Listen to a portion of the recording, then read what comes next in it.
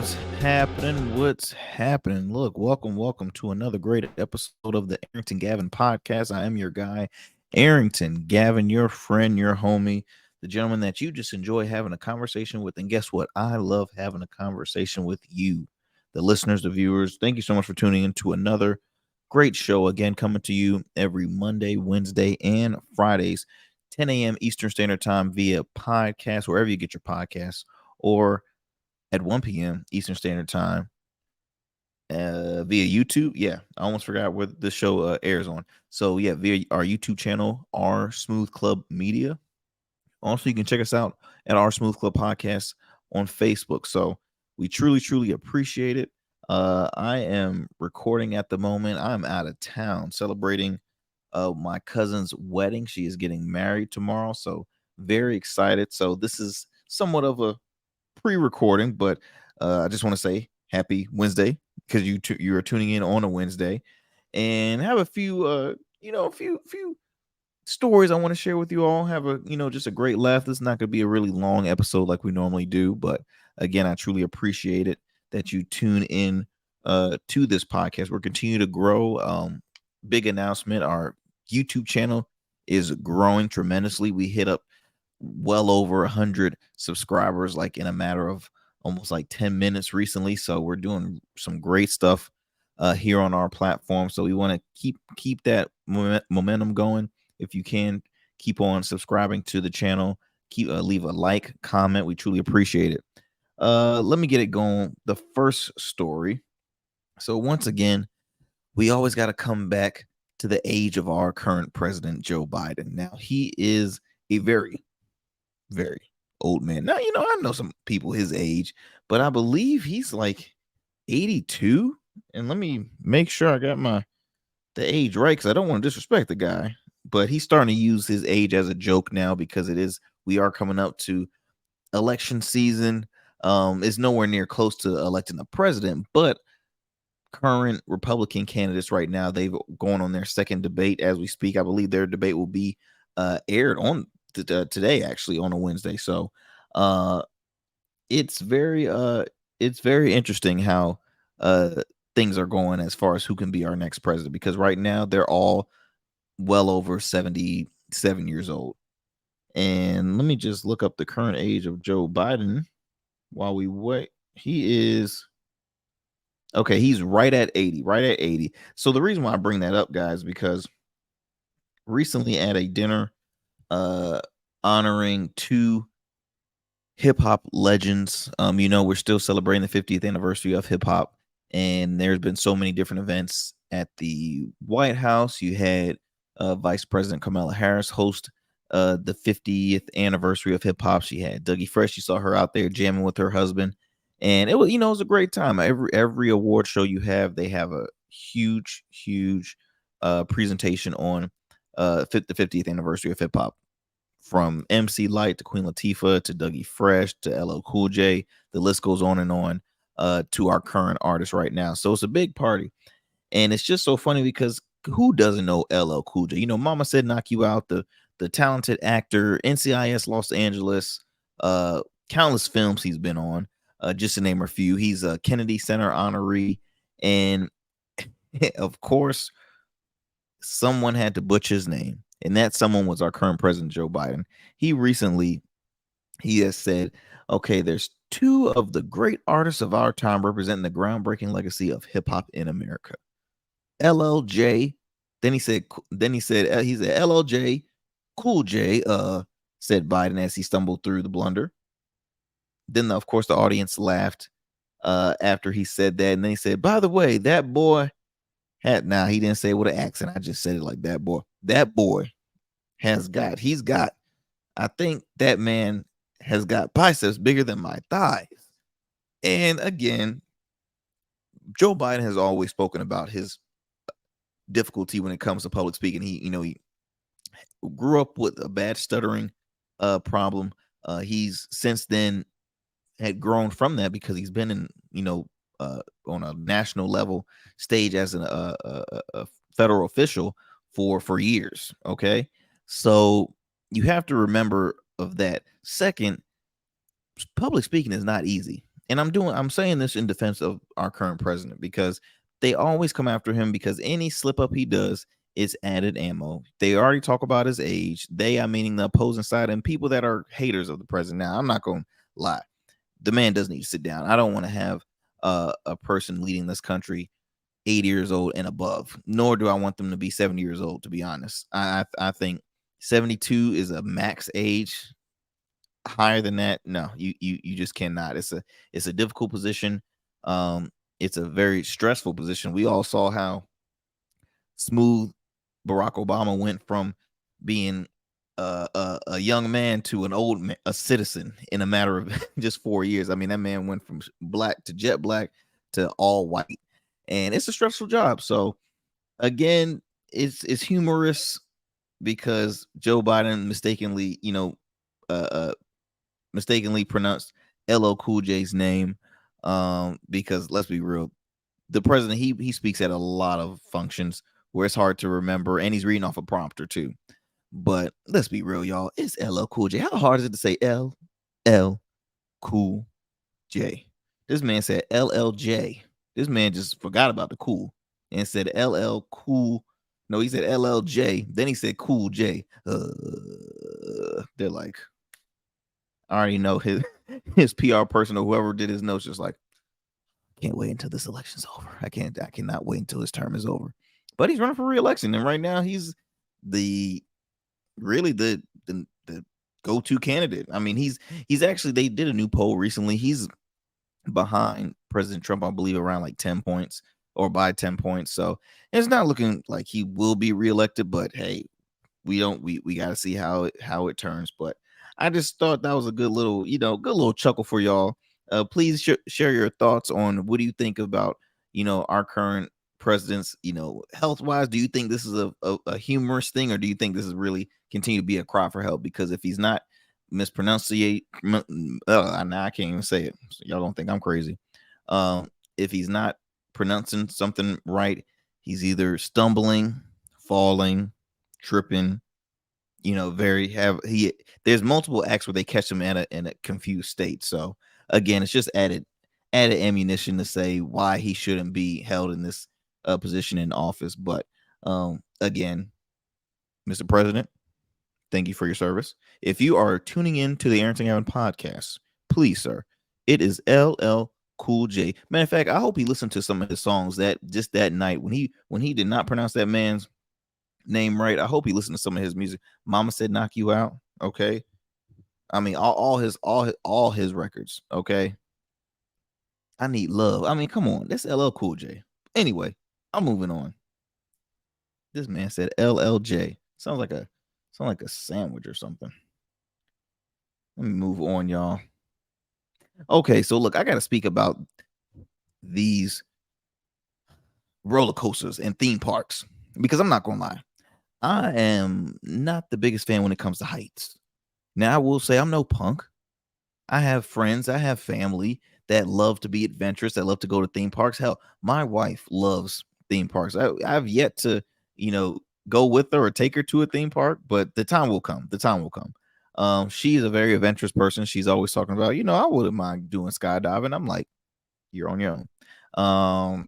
I wouldn't mind going to like the most high, the highest and the fastest roller coaster. You're on your own. I don't like doing it, y'all. I don't like having that feeling when your heart feel like it fell down from your body. I don't like that feeling. I just don't. It's a very uncomfortable feeling, and I've never cared for roller coasters. But again, I never wanted to be a punk, and everybody's always pushed me to do it. I'll do a roller coaster, but in all honesty, I haven't been to a theme park since I was probably like in high school, maybe middle school at best. I haven't been in a long time. But recently, I bring this up because lately there's been so many malfunctions at different theme parks, whether if it's loose screws showing, we've seen the clips, or people getting stuck in the air, and literally passengers will have to walk down the side rails of like a 200 foot high ride. I mean, it's always something. It's always something. So recently, this is reported by let's see, NBC5 Chicago. Passengers get stuck upside down a lumberjack ride in Ontario for almost 30 minutes. Okay, y'all heard that correct. 30 minutes. It says here passengers on a lumberjack ride at the Canada Wonderland Park in Ontario were stranded upside down for almost a half hour on Saturday night. Now, there's a viral TikTok video that shows the riders' feet in the air as the two axes meant to swing riders upside down stood frozen due to the apparent malfunction. Now, let me just I'll be honest. I feel as though the more I see malfunctions at theme parks, is this a new field of okay, let's just be done with theme parks, or is theme parks being cheap on who they're hiring? Are are they being cheap for not inspecting their stuff as they should be required to? Because what's going on here? What's the deal? Uh, they have to. And there's some theme parks that are open almost like 24/7. I doubt it that some of them are like, okay, we close down for 6 months out of the year, this and that. Like I'll just, for example, like Busch Gardens, I feel like is always open. Uh King's Dominion, and I say those because living in Virginia, we're closer to Busch Gardens, King's Dominion. That's pretty much about it. Now, of course, if you live in Florida, you got Disney World, you got Universal Studios. There's so many other theme parks. I remember growing up, Six Flags was very popular. Those were probably the only theme parks I can remember ever attending. Your local carnivals, carnivals are like, travel shows. They are still sketchy too, because I'm like, okay, how y'all put up this ride like in a matter of like less than 24 hours and it's safe? No, I'm not buying it. I'm not buying it. But to be stranded upside down for 30 minutes, you don't have to say the word. I'm not stepping on a ride ever, especially after y'all hear from my attorneys, because I'm suing. Oh, I'm suing. Do you know all that blood just sitting under like on your head, and you no, no, no. I mean, imagine if they were stuck there longer, or even worse, if something actually happened and something snapped and we fall. Look, I'm thinking of everything. I'm suing. Canada Wonderland. Nope. Ain't no Wonderland no more. Hell, that's what it is. Stuck upside down. I'm not for these theme parks, y'all. I'm gonna be honest. I'm not for these theme parks. I'm totally I will like wander around. It's certain my rides have to be like on like closer to the ground. I don't like all the high flying, drops. I don't do drops. Do you think they should just let go and think of other creative rides that is, safer, still adds a great excitement to, to consumers? Like where on the business side do theme parks fail right now? Is my question I want to ask you all. As a business owner, what can be the solution to prevent a lot of these issues happening at multiple theme parks? Because it's not just happening at one specific one. They're happening at theme parks that have been in existence for a long, long time. So what is their solution that can help solve or and prevent this from occurring? Because again, if worse things happen, then they're facing a lawsuit. They can face closure. I'm pretty sure theme parks might have some form of association that they abide by where there'll be a suspension. I mean, I'm pretty sure they have them, but at the end of the day, we need to keep these corporations accountable, because I'm gonna just be honest. It's for the birds for me. I can if anybody if any of my family or anybody wants to say, hey, you want to go to the theme park? I'm gonna be like, hey, look, how about a movie instead? It's safer. I like a movie. That's just me, y'all. That's just me. But hey, leave a comment. Let me know what you think about that. Again, what do you think about theme parks now? What are you still attending them after all these stories that you hear? Uh, are you scared to even get on a ride? Like, just hey, give me all the info that is going on in your mind right now. You know why? Because hey, this is a conversation between you and me. So DM me at Arrington Gavin. Leave a comment on our YouTube channel. Just hit me up. Just hit me up on it, because I'm curious. I'm really am curious on it. Lastly, guys, I'm gonna end this off. I told you it was gonna be a short one today. Lastly, I have some awesome news. If this is true, because this is one of my all-time favorite sitcom, or is it really a sitcom? One of my favorite comedy shows, uh, The Office. If you are a fan of The Office, man, let me tell you something. And I was a late bloomer because as a kid, when The Office was still going on, I was probably like in middle school at that time, maybe like high school. I never watched The Office. I rarely watch a lot of comedy show. I watched here and there, but I was a big wrestling fan. I love stand up comedy. And then I was also like watching the news too. I was a weird kid like that. So I didn't really get into The Office until I was like in college. And I was weird. I started first watching, what was it called? Parks and Rec, which was supposed to be a spinoff of The Office. I finished watching Parks and Rec first, binge watched that, and then watched The Office. Yeah, I binge watched it when I was in college. I did have a lot of friends, guys. I'm joking. I did have a lot of friends, but I didn't have a lot of stuff to do because I wasn't a student athlete like my cool wife. Okay, she was a student athlete. I was an athlete at heart. I just didn't do it in college. I was high school was it for me, but but it was a huge.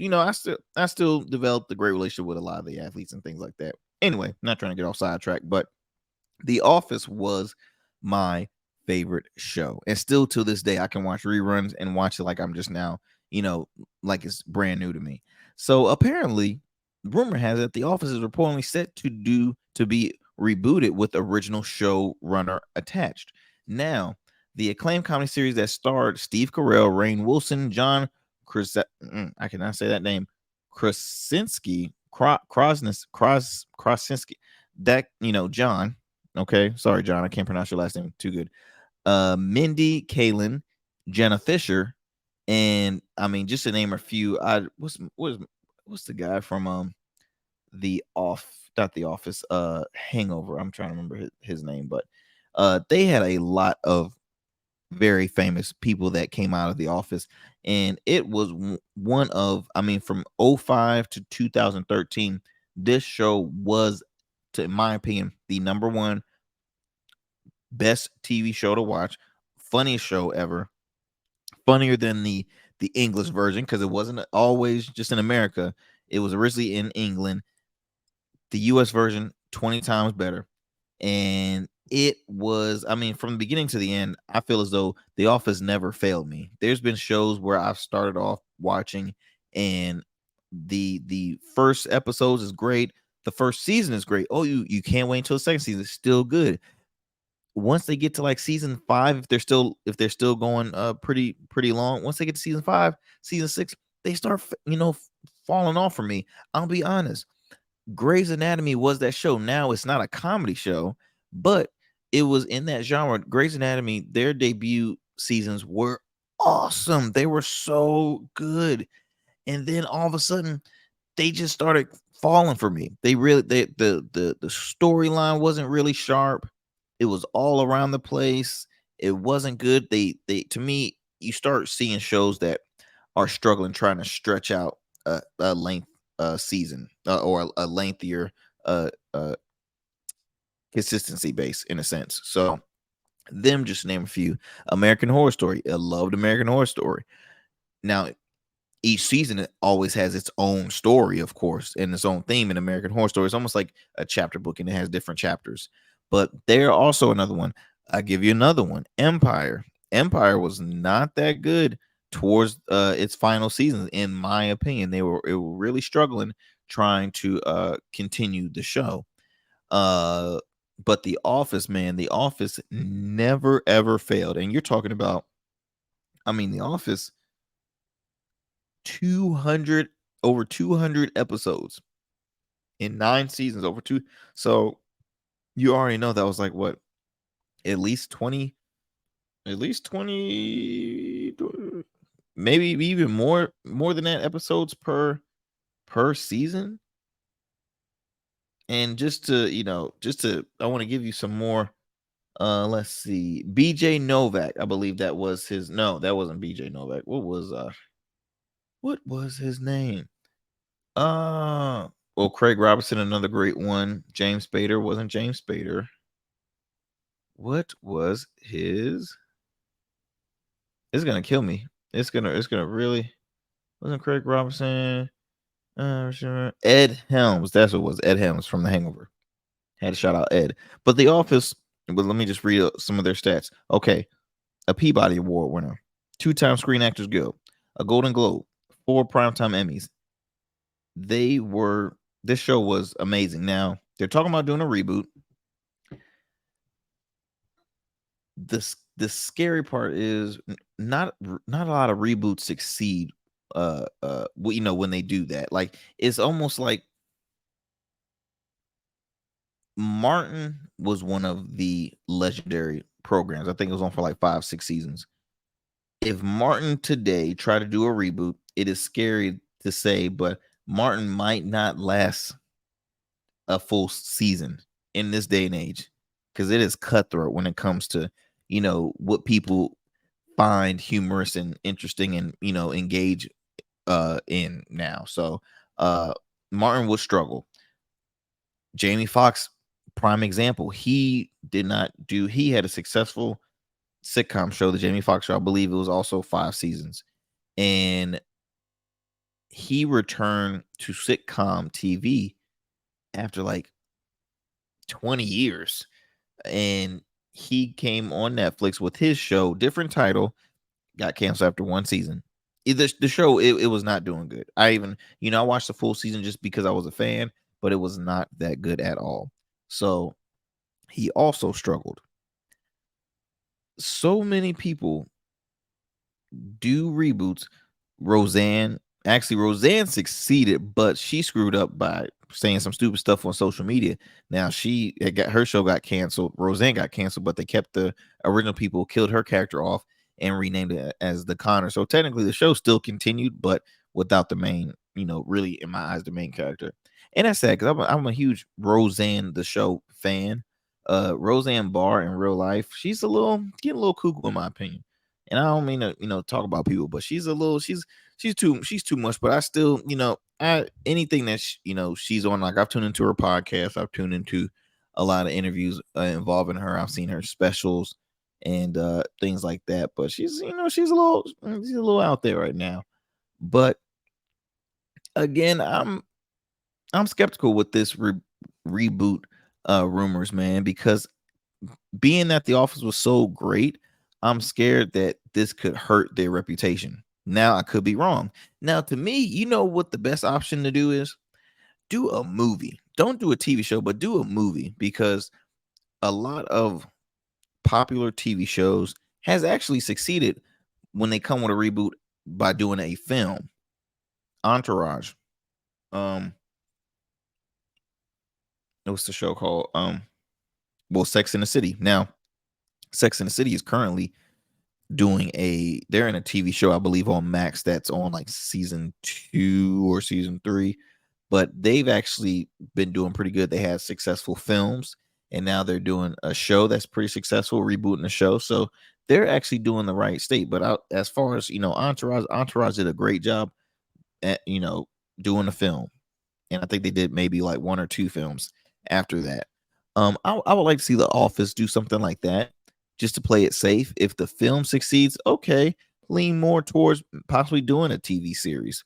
But you really have to be careful, because especially with your characters, I mean, you're gonna be dumping out a lot of money. Steve Carell ain't no cheap dude, man. Steve Carell has been succeeding in every project he's touched. Same with John Krasinski.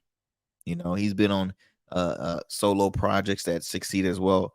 Rainn Wilson, Craig Robinson, I believe he's a spokesperson for like Pizza Hut. A lot of them has succeeded post The Office, but at the end of the day, I'm curious to see how are they going to, what's the story going to be? How long they're assuming that this reboot will last? It will be interesting. It will be interesting, y'all.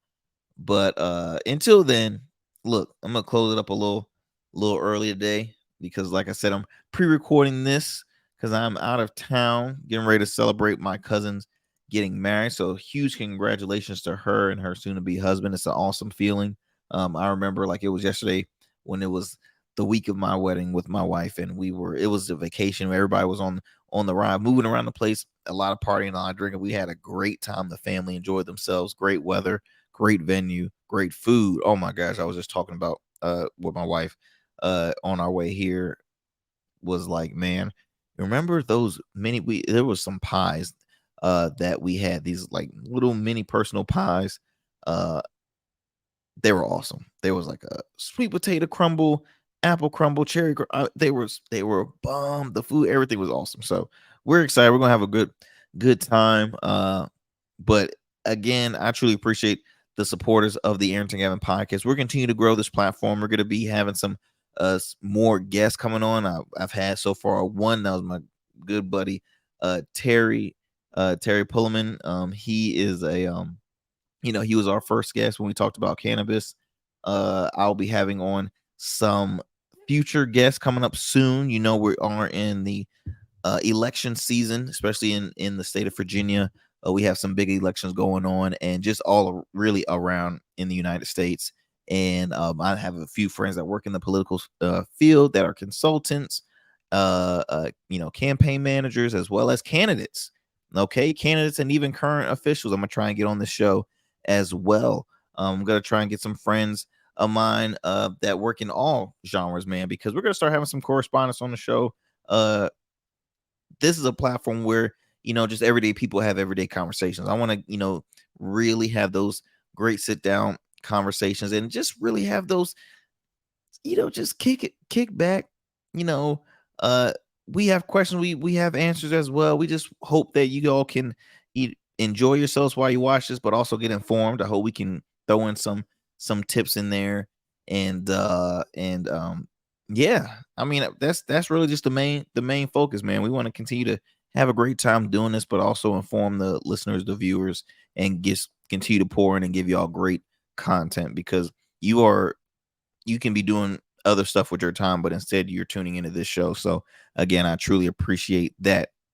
Until next time, my friends, be sure to tune into the show every Monday, Wednesday, and Fridays, 10 a.m. Eastern Standard Time via podcast. Again, wherever you get your podcasts, please all you have to do is look up the Arrington Gavin podcast, or you can just type in R Smooth Club. We're under the R Smooth Club Media Network via podcast, 1 p.m. Eastern Standard Time via YouTube and Facebook. Okay, our YouTube channel is R Smooth Club Media. Our Smooth Club Media. So be sure to subscribe, like, all that good stuff. Also, you can tune in. Let's see, our Facebook page, Our Smooth Club Podcast. So you can tune in from there. And I truly appreciate it, y'all. Oh, also be sure to tune into my radio show, weekly radio show, every Sundays at 12 p.m. WNSB Hot 91.1 FM, the Solar VA. Is called In Your City. Okay, to In Your City, hosted by yours truly and my good friend, comedian Ciroc Fox, and our newest co-host, Miss Michelle Young. That's right. We're going to be bringing y'all all the great stuff on a weekly basis every Sundays at 12 p.m. Again, WNSB Hot 91.1 FM. You can, if you're not in the Hampton Roads area, no worries. You can tune in live online at WNSB.org or by downloading the WNSB app. Yeah. Until next time, my friends, y'all be easy, stay blessed, and I'll see y'all on Friday. Take care.